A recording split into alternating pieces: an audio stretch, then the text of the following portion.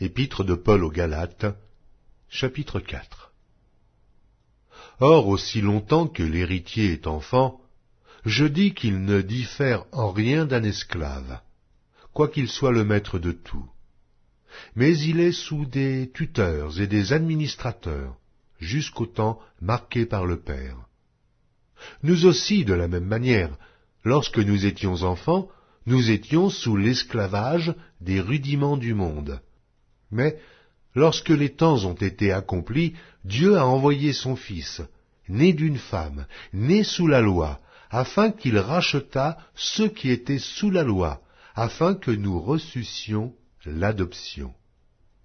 Et parce que vous êtes fils, Dieu a envoyé dans nos cœurs l'Esprit de son Fils, lequel crie « Abba, Père !»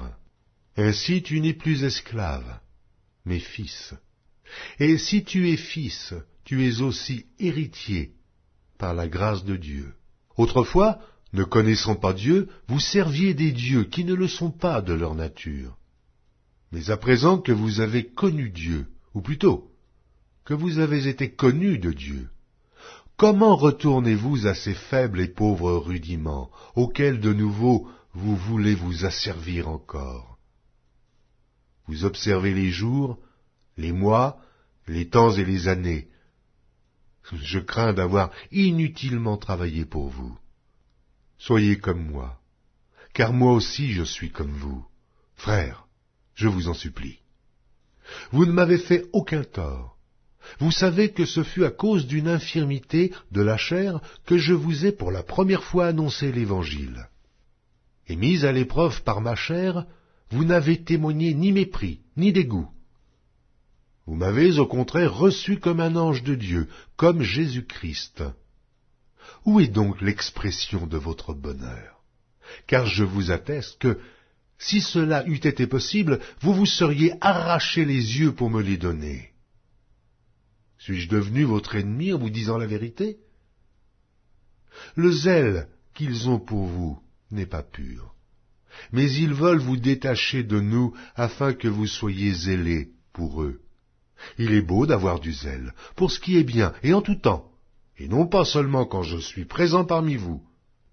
Mes enfants, pour qui j'éprouve de nouveau les douleurs de l'enfantement, jusqu'à ce que Christ soit formé en vous, je voudrais être maintenant auprès de vous, et changer de langage, car je suis dans l'inquiétude à votre sujet. Dites-moi, vous qui voulez être sous la loi, n'entendez-vous point la loi? Car il est écrit qu'Abraham eut deux fils, un de la femme esclave et un de la femme libre. Mais celui de l'esclave naquit selon la chair, et celui de la femme libre naquit en vertu de la promesse. Ces choses sont allégoriques, car ces femmes sont deux alliances.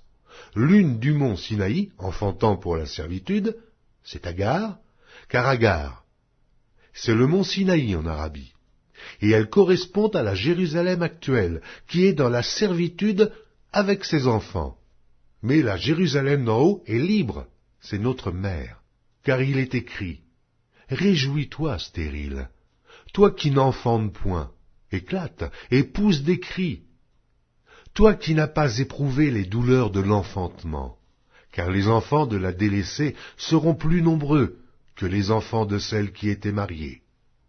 Pour vous, frères, comme Isaac, vous êtes enfants de la promesse, et de même, qu'alors celui qui était né selon la chair persécutait celui qui était né selon l'esprit, ainsi en est-il encore maintenant. Mais que dit l'Écriture? Chasse l'esclave et son fils, car le fils de l'esclave n'héritera pas avec le fils de la femme libre. C'est pourquoi, frères, nous ne sommes pas enfants de l'esclavage, mais de la femme libre.